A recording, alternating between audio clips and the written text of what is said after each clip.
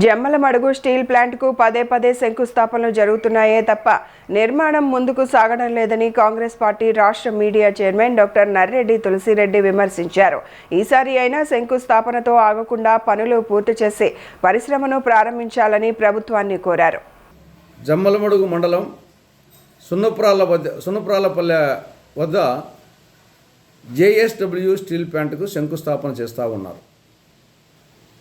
శంకుస్థాపన చేస్తానే ఆ స్టీల్ ప్లాంట్ వచ్చినట్టు, అది పూర్తయినట్లు, ప్రారంభోత్సవం జరిగినట్లు, నిరుద్యోగులకు ఉద్యోగాలు ఉపాధి వచ్చినట్లు భావించాల్సిన పరిస్థితి లేదు.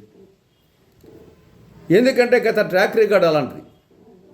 గతంలో ఇదే చంద్రబాబు నాయుడు గారు ముఖ్యమంత్రి హోదాలో 2018 డిసెంబర్ 27వ తేదీన కడప జిల్లాలో జమ్మలమడుగు నియోజకవర్గంలో మైలవరం మండలంలో కంబాల దిన్నె అనే గ్రామం వద్ద రాయలసీమ స్టీల్ కార్పొరేషన్ లిమిటెడ్ పేరుతో ఆ రోజు శంకుస్థాపన చేశారు. అంచనా వ్యయం ఎంత? 18,000 కోట్ల రూపాయలు. 3,500 ఎకరాలు కేటాయించడం జరిగింది.